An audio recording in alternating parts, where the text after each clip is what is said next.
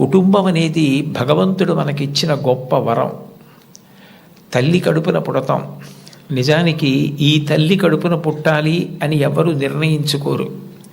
అమ్మ కడుపులో కటిక చీకట్లో తల కిందకి కాళ్ళు పైకి పెట్టి 9 నెలలు పెరిగిన తరువాత తాను విసర్జించిన మలమూత్రములలోంచి పుట్టినటువంటి క్రిమికీటకములే కోమలమైన తన శరీరాన్ని కొరుకుతుంటే బాధపడలేక చిట్ట చివరికి ప్రసవమై తల్లి కడుపులోంచి బయటికి వచ్చినటువంటి శిశువు ఒక్కసారి 6 అడుగుల ఎత్తు ఉన్నటువంటి పెద్ద పెద్ద ఆకారాలు, దీపాలు, కాంతి, దానికి తోడు మాటలు ఇవన్నీ వినపడి శరీరావయవములు పనిచేయడం ఆగిపోయి మూత్రపిండాలు, గుండె మొదలైనటువంటివి కూడా ఆగిపోయే పరిస్థితి ఏర్పడితే అప్పుడు అమ్మ తొలి దైవమై ఆమె యొక్క స్థలము నుండి కోలోస్ట్రం అనబడేటటువంటి పసుపు పచ్చటి ఎరుపు రంగులో ఉన్న ముద్ద, ఒక ద్రవం విడుదలవుతుంది.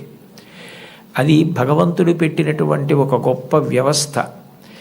ఏమీ తెలియనటువంటి పసిపిల్లవాడు అంత భయానక స్థితిలో అటువంటి ఆకారాలు, వెలుతురు చూసి భీతిల్లిపోతే లోపల ఉన్నటువంటి మలం గడ్డ కట్టేసి నల్లగా అయిపోయి, బ్లాక్ స్టూల్ అంటారట దాన్ని, నల్లగా అయిపోయి ఆ మలాన్ని విసర్జించడం చేతకాక హృదయ స్పందన కూడా ఆగిపోయే స్థితి ఏర్పడితే అప్పుడు పిల్లవాడికి గొప్ప స్వాంతన కలిగి కే మొదలైనటువంటి విటమిన్లతో కూడుకుని మళ్ళీ లోపల ఉన్న ప్రధానమైన అవయవాలన్నీ పనిచేసి గడ్డ కట్టినటువంటి మలం బయటికి వెళ్ళిపోయేటట్టుగా చేయగలిగిన శక్తి కలిగిన కోలోస్ట్రం అమ్మ యొక్క స్థనం నుంచి విడుదలవుతోంది.